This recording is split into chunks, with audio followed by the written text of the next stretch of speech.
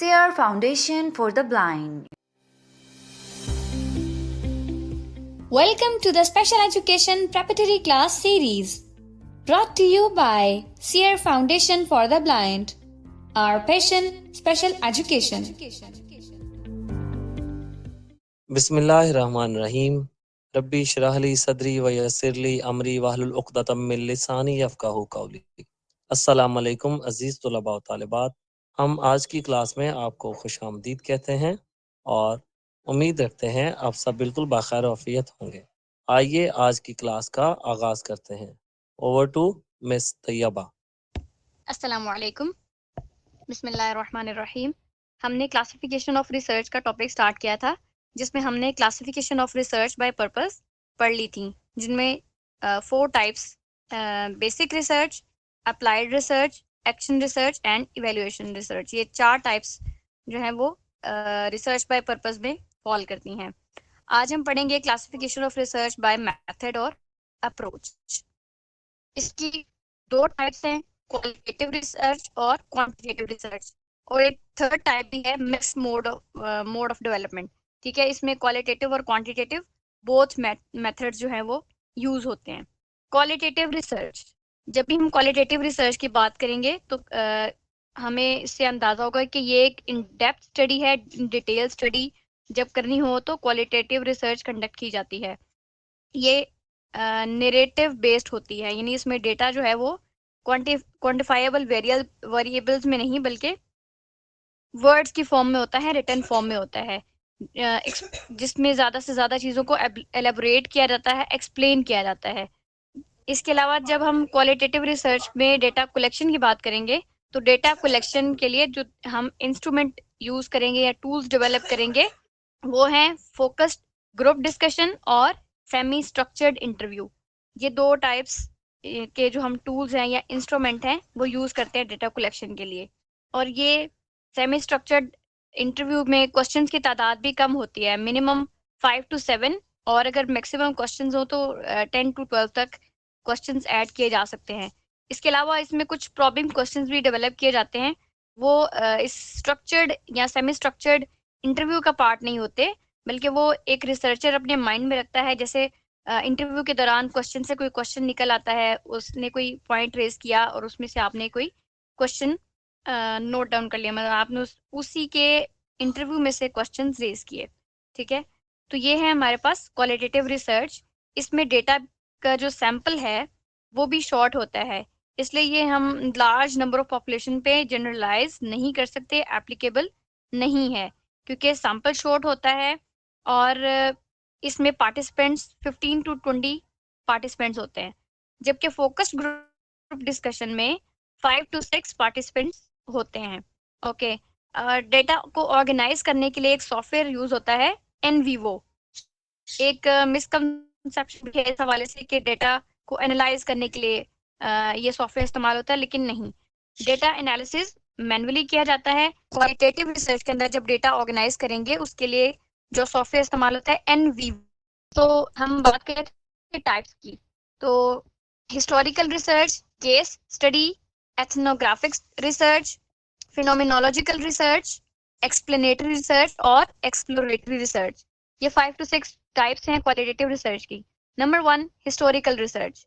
It involves studying, understanding and explaining the past events. ठीक है, जो पास्ट में इवेंट अकर हो चुका है, कोई फिनोमिना अकर हो चुका है, कोई प्रॉब्लम है, कोई वाकया रूनुमा हो चुका है माजी में, और उसको जब स्टडी किया जाएगा तो वो है हिस्टोरिकल रिसर्च। नाम से ही जाहिर है कि ये पास्ट की बात हो रही है। मिसाल के तौर पे कोई नेचुरल डिजास्टर है, ये जैसे क्लाउड बर्स्ट हुआ, तो हम देखेंगे कि ये माजी में हुआ, कब हुआ, कैसे हुआ, क्यों हुआ। तो क्वालिटेटिव रिसर्च में जैसे हमने पहले बात की कि नरेटिव डेटा होता है, डिटेल्ड स्टडी होती है, इन डेप्थ स्टडी। तो जब हमने इन डेप्थ नॉलेज गेन करना हो तो हम क्वालिटेटिव रिसर्च करते हैं। तो हम ये इसमें देखते हैं कि इसके कॉजेस क्या हैं, इफेक्ट्स क्या हैं, इसमें कौन कौन जिम्मेदारान हैं, इसके क्या मेरिट्स और डिमेरिट्स थे जो भी वाकया रोनुमा हुआ। डेटा कलेक्शन के लिए हम प्राइमरी रिसोर्सेज और सेकेंडरी रिसोर्सेज 2 तरह से डेटा कलेक्ट करते हैं, दोनों तरह के रिसोर्सेज से। अब प्राइमरी रिसोर्सेज क्या हैं कि जो इंडिविजुअल या जो पीपल उस फिनोमिना में डायरेक्टली इन्वॉल्व हैं उनसे डायरेक्ट इंटरव्यूज कंडक्ट किए जाएंगे, सेमी स्ट्रक्चर्ड इंटरव्यूज या फोकस्ड ग्रुप डिस्कशन के थ्रू हम उनसे डेटा कलेक्ट करेंगे by using primary resources. Primary resources means वो लोग जो उस फिनोमिना से उसमें उस प्रॉब्लम में डायरेक्ट इन्वॉल्व हैं, जिन्होंने उसका एक्सपेरिमेंट लाइव एक्सपीरियंस किया है।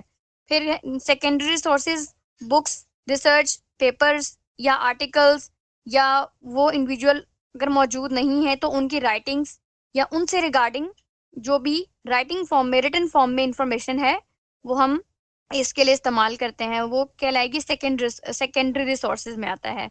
इसके बाद आ जाते हैं हमारे पास डेटा एनालिसिस। जब भी डेटा एनालिसिस की बात करेंगे तो हमेशा क्वालिटेटिव रिसर्च में थीम एनालिसिस या फिर थीमेटिक एनालिसिस या फिर कंटेंट एनालिसिस होता है। इसके अलावा इसकी एक और टाइप है इंटरनल क्रिटिसिज्म और एक्सटर्नल क्रिटिसिज्म। इंटरनल क्रिटिसिज्म क्या है कि जो हमारे पास डेटा है हमने उसकी वैलिडिटी को चेक करना है, उसकी वैलिडिटी को देखने के लिए, कंटेंट वैलिडिटी के लिए इंटरनल क्रिटिसिज्म किया जाता है। और एक्सटर्नल क्रिटिसिज्म क्या है, जो डॉक्यूमेंट को एज अ होल देखते हैं कि ओवरऑल जो डॉक्यूमेंट है वो ऑथेंटिक है, वैलिड है। तो ये इन दोनों में फ़र्क है। इंटरनल क्रिटिसिज्म में हम कंटेंट वैलिडिटी देखते हैं, जबकि एक्सटर्नल क्रिटिसिज्म में डॉक्यूमेंट को एज अ होल देखते हैं। वैसे तो हम रिसर्च की बात करें, लेकिन मैं मिसाल के तौर पे कोई प्रोजेक्ट है या कोई वेबसाइट है, कोई हमारे पास किसी कंपनी की कोई प्रोडक्शन है, उसकी वैलिडिटी की अगर हम बात करें, जिसे हम कहते हैं ब्लाइंड हेल्थ प्रोजेक्ट, जो है वो एक एक्सेसिबिलिटी का बहुत ज़्यादा ख्याल रखती है, एक्सेसिबल सॉफ्टवेयर्स लॉन्च करती है हमेशा से। तो अब जिन्होंने तो उसको लाइव एक्सपीरियंस किया है, इनके सॉफ्टवेयर्स को, एप्लीकेशंस को यूज़ किया है, तो उन्हें पता होगा कि वो एक्सेसिबिलिटी में जो है वो उसमें ज़्यादा उसका ख्याल रखते हैं, एक्सेसिबिलिटी का, specially people with visual impairment के लिए, क्योंकि जो सॉफ्टवेयर्स हैं वो मोस्टली एक्सेसिबल नहीं होते।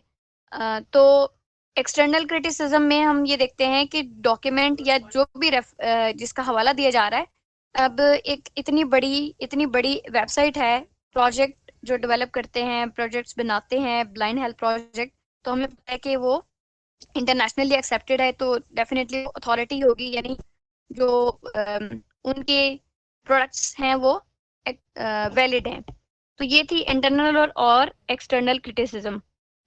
इसके अलावा जब भी हम डेटा को एनालाइज करेंगे तो थीमेटिक एनालिसिस या फिर कंटेंट एनालिसिस करते हैं। इसके बाद आ जाते हैं हमारे पास केस स्टडी। अच्छा, केस स्टडी में क्या होता है कि किसी भी मतलब पर्टिकुलर सब्जेक्ट को या किसी इंडिविजुअल को, किसी ऑर्गेनाइजेशन को, किसी इंस्टीट्यूशन के बारे में अगर हमने इन डेप्थ स्टडी करनी है तो हम उसके लिए केस स्टडी करेंगे। अब ये किसी स्पेसिफिक इंडिविजुअल की बात नहीं हो रही, इंडिविजुअल की भी हो सकती है और इंस्टीट्यूशन की बात, हम इंस्टीट्यूशन की केस स्टडी कंडक्ट कर सकते हैं।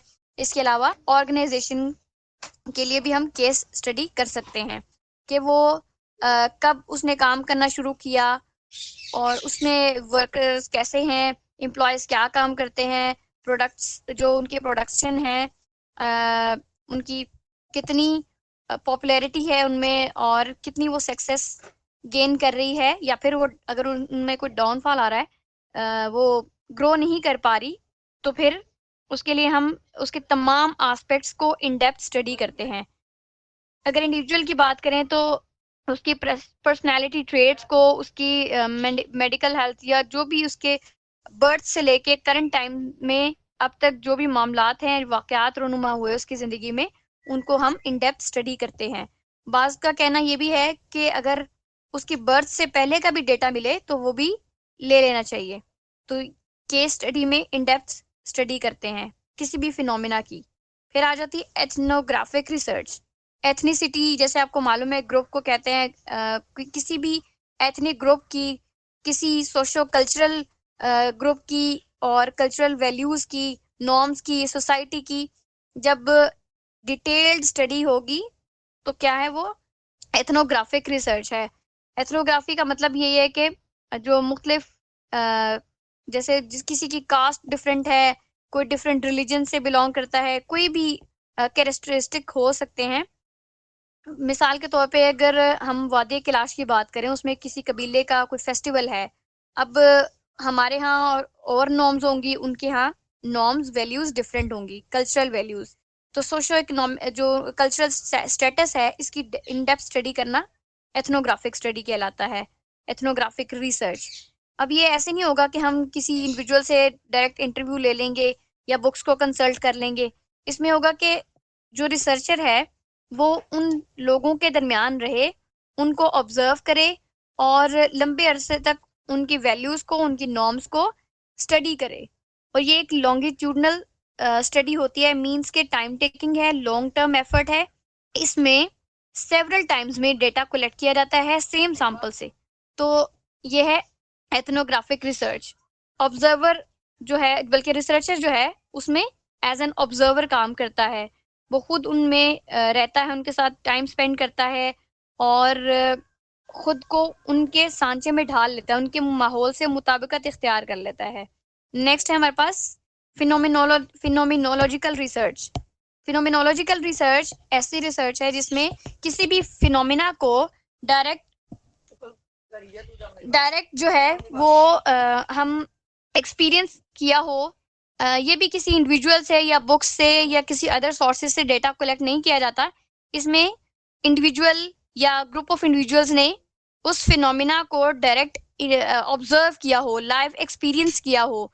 जैसे क्लाउड बर्स्ट है, तो हम जिसने देखा है या जिसने इसके बारे में सुना है, जिसने लाइव एक्सपीरियंस किया, जिसके मौजूदगी में ये वाक़या रूनुमा हुआ, वो इसके बारे में वैलिड और ऑथेंटिक इंफॉर्मेशन दे सकता है। तो वो जो रिसर्चर है वो खुद पहले लाइव एक्सपीरियंस करेगा कि प्रॉब्लम, एग्जिस्टिंग इशू या फिनोमिना क्या है, और उसके बाद उसको इन डेप्थ स्टडी करेगा और उसको उसकी एक्सप्लेनेशन देगा। नेक्स्ट है हमारे पास एक्सप्लेनेटरी रिसर्च। एक्सप्लेनेटरी रिसर्च में प्रॉब्लम आइडेंटिफाइड है, ठीक है, पता है कि प्रॉब्लम क्या है, लेकिन उसको मजीद स्टडी करेगा, उसको स्टडी करेगा और रिकन्फर्म करेगा और उसकी एक्सप्लेनेशन देगा। इसके बाद जो एक्सप्लोरेटरी रिसर्च है, इसमें यह है कि प्रॉब्लम हमें मालूम ही नहीं है कि मसला क्या है, तो जो रिसर्चर है वो उसको एक्सप्लोर करेगा। मिसाल के तौर पे एक टॉपिक है problems faced by the visually impaired persons at higher level of education. ठीक है, हायर लेवल एजुकेशन के क्या क्या मसाइल दरपेश हैं विजुअली इम्पेयर्ड पीपल को, तो वो इसको एक्सप्लोर करेगा, उनके इंटरव्यूज कंडक्ट करेगा और उसके बाद इसको एक्सप्लेन करेगा। एक्सप्लेनेटरी रिसर्च और एक्सप्लोरेटरी रिसर्च, वैसे तो ये क्वालिटेटिव रिसर्च की टाइप्स है, लेकिन अगर किसी रिसर्चर ने शॉर्ट स्टडी करनी हो, यानी बेस लेवल पे उसको स्टडी करना हो, तो ये ही टाइप्स वो क्वांटिटेटिव रिसर्च में भी यूज कर सकता है। अपने इश्यूज को, अपनी फिनोमिनास को रिकन्फर्म करने के लिए, रीस्टडी करने के लिए वो इन दोनों टाइप्स को क्वांटिटेटिव रिसर्च में भी यूज कर सकता है। तो कल इंशाल्लाह क्वांटिटेटिव रिसर्च पढ़ेंगे मजीद इसकी टाइप्स के साथ। सर्च कीजिएगा, उन्हें स्टडी कीजिएगा, तो इंशाल्लाह कल मैं रिव्यू में भी इसके बारे में पूछूंगी। ओके जी, थैंक यू ऑल, और आप लोग सब अपना ख्याल रखें। इंशाल्लाह कल नई क्लास के साथ मिलेंगे। सब लोग अपना ख्याल रखें। सीयर फाउंडेशन फॉर द ब्लाइंड नाबीना अफराद की जदोजहद का मरकज़। बेशक इंसान के लिए वही है जिसकी वो कोशिश करता है। सूरह अन-नजम आयत 39। हम जदीद महारतें सीखकर बाइज्जत कारोबार और रोज़गार हासिल करके कौम की माशी बहाली का हिस्सा बनेंगे। सीयर फाउंडेशन के बारे में मालूमात हासिल करने के लिए विजिट कीजिए हमारी वेबसाइट www.blindseer.org blindseer.org।